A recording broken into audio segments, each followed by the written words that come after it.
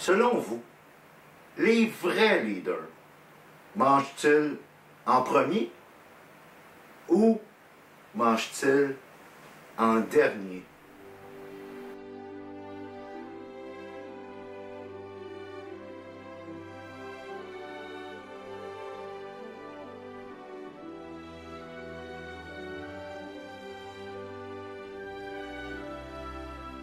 Alors, bonjour à tous, Raymond Brisebois ici, coach, conférencier, formateur et surtout passionné de la vie, passionné des êtres humains et passionné et étudiant de communication et de leadership.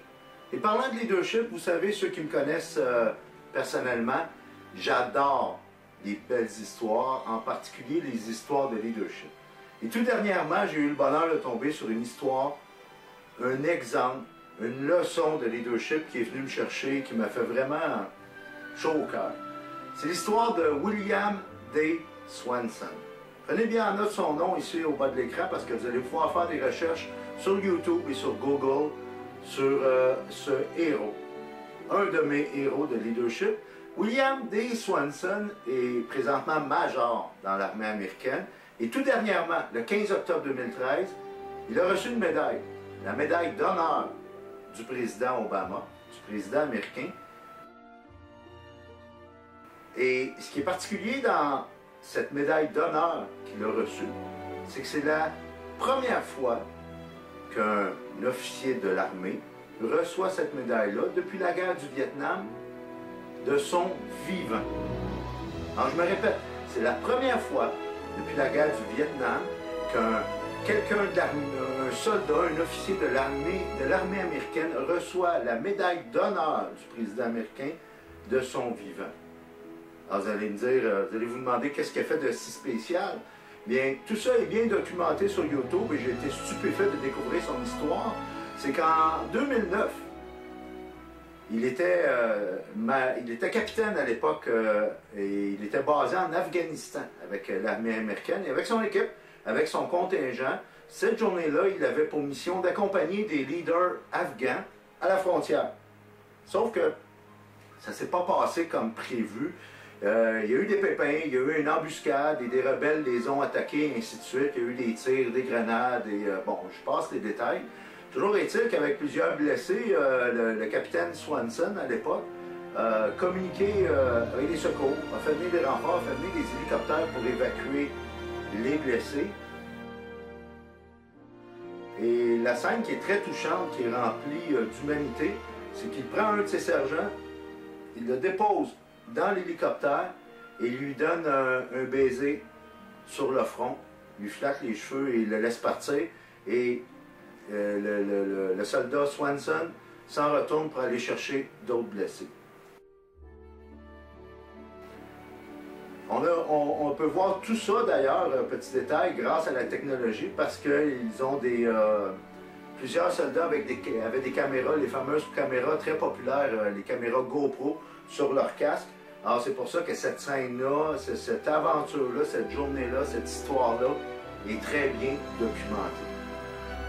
Alors tout ça m'a fait réfléchir et je me suis mis à faire des recherches sur, n'ayant jamais été un militaire, n'ayant jamais été dans l'armée, mais étant passionné de travail d'équipe et de leadership, je me suis mis à chercher un peu, à creuser un peu comment ça se passe dans l'armée. C'est là que j'ai découvert que les officiers, les gens de haut rang, dans un bataillon, dans un groupe d'armée donné, lors des repas, ils vont toujours manger en dernier. La sécurité de leur groupe, la sécurité de leur équipe va toujours passer en premier. Alors les officiers vont laisser, la personne qui est le plus haut rang va laisser manger tous ses équipiers, ses soldats en premier. Et par la suite, s'il en reste, là ils vont aller se servir toujours en dernier. C'est spécial parce que dans le monde corporatif, en fait dans l'armée, c'est le seul endroit sur cette planète où on vous donne une médaille parce que vous avez sacrifié votre propre sécurité pour la sécurité de vos troupes. Tandis que dans le monde corporatif, ben c'est l'inverse. On va vous donner une médaille si vous sacrifiez la sécurité de vos employés pour votre propre bien-être, pour votre propre sécurité. Il me semble qu'on aurait exemple à prendre dans le monde corporatif, on aurait exemple à prendre sur l'armée. Parce que le leadership, c'est ça dans le fond. Si, comme organisation, que ce soit à but non lucratif ou à but lucratif, je veux que mon entreprise, mon organisation devienne un leader dans le monde, un leader sur cette planète, mais la clé, c'est que je dois former des leaders à l'intérieur de mes murs. Je dois former d'autres leaders à l'intérieur de mon organisation. Et la meilleure façon de former des leaders, c'est que ces gens-là puissent se sentir en sécurité, et non le contraire.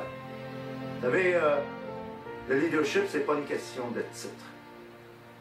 Le leadership, c'est une question de choix. C'est une question d'attitude. Parce que les titres, c'est beau sur les cartes d'affaires, c'est beau sur les cartes de porte pour indiquer que vous êtes directeur, président, vice-président ou autre. Mais ce qui fait un leader, c'est vraiment ici, à l'intérieur.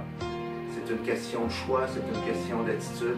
C'est une question de faire en sorte que les gens autour de vous puissent se sentir en sécurité. C'est de faire en sorte que, comme leader, vous placez l'intérêt de vos troupes avant vous. Et comme leader, bien, vous mangez en dernier.